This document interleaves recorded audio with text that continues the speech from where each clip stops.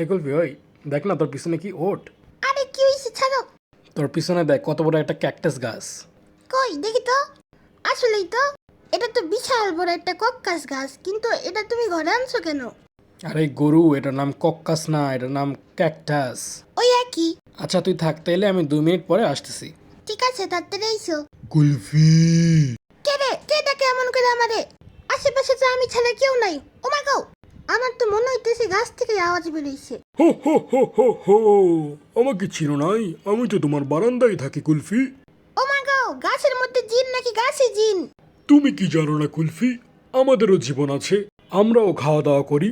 গাছের জীবন আছে শুনছিলাম, কিন্তু তোমার দেখলে তো গাছের মতো লাগে না। তোমার পরিচয় কি? আমি যতটুকু জানি, বৃক্ষ তোমার নাম কি, ফলে পরিচয়, আর তোমার তো কোনো ফলই নাই। তুমি কি গানটা শোনো নাই? বৃক্ষ তোমার নাম কি, ফলে পরিচয়, আমার তো মনে হয় তোমার নাই পরিচয়, না আছে ফুল তোমার, না আছে পাতা, আমার তো মনে হয় তুমি একটা ব্যাঙের ছাতা। মানুষ ছিঁড়ে আমার ফুল, ছিঁড়ে আমার পাতা, তাই তো দিয়ে রাখছি আমি আমার সারা শরীরে কাটা।